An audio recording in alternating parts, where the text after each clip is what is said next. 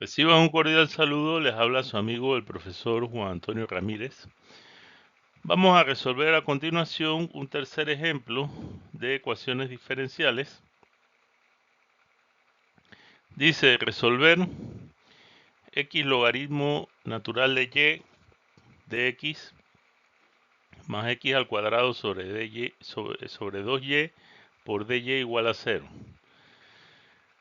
Esta ecuación diferencial, tal como se nos presenta en esta forma, podría ser un caso de una ecuación diferencial exacta. Pero para ello tendríamos que verificar que efectivamente así lo es. Para ello definimos el coeficiente del diferencial x como x logaritmo natural de y, como m de x, y el coeficiente del diferencial de y, n de xy, sería x al cuadrado sobre 2y. A continuación sacamos las derivadas parciales de m con respecto a y de n con respecto a x. Ambas derivadas parciales nos dan x sobre y.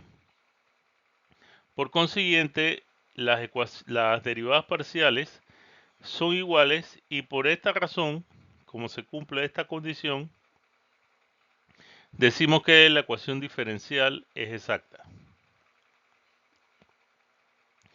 Procedemos entonces a resolverla como tal. Para ello, decimos que la derivada parcial de la función x de x y y con respecto a x es igual a m de xy, o sea, a x logaritmo natural de y. Y la derivada parcial de la función de x y y con respecto a y es igual a n de xy igual a x al cuadrado sobre 2y. Por consiguiente, la función de x y y, si tomamos por ejemplo la primera derivada parcial, va a ser igual a la integral de x por el logaritmo natural de y por dx. Procedemos entonces a resolver esta integral tomando a y como constante e integramos con respecto a x y vamos a obtener una función f de x y con una expresión implícita en términos de x y y, pero con una constante a la cual se le suma, y esta constante va a ser una función de y, ya que para esta integral y es constante.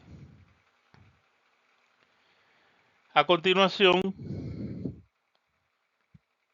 tenemos que la derivada parcial de f con respecto a y, la cual la podemos obtener derivando la función que acabamos de obtener para x y y.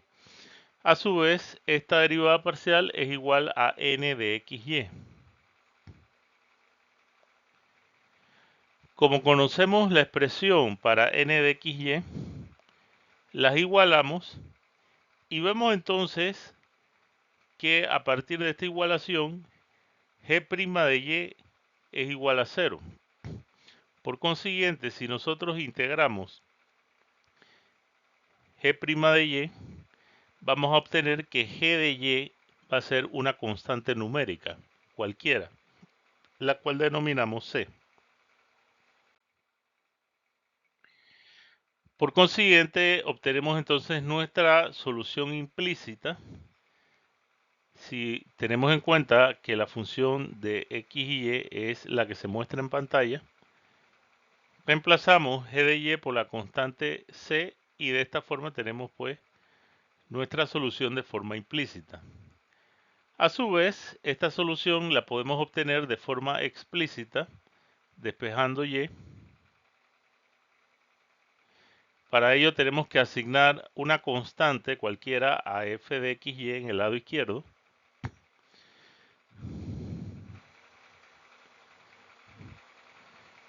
Si restamos la constante menos la otra constante que pasa en el lado derecho, vamos a tener efectivamente una constante. Y al despejar y nos da que y es igual a e elevado a la 2c sobre x al cuadrado.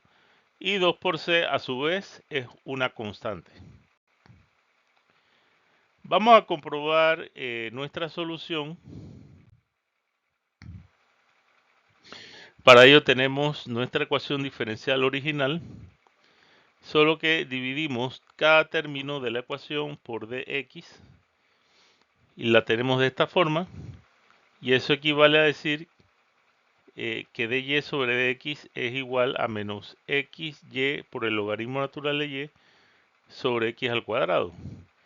Aquí podríamos aplicar el método de las variables separables. Dicho sea de paso, nuestra ecuación diferencial original se podía resolver por el método de las variables separables, pero no siempre las expresiones se pueden despejar de forma explícita. Así que en ese sentido el método de la resolución de ecuaciones diferenciales exactas nos es útil. Separamos las variables.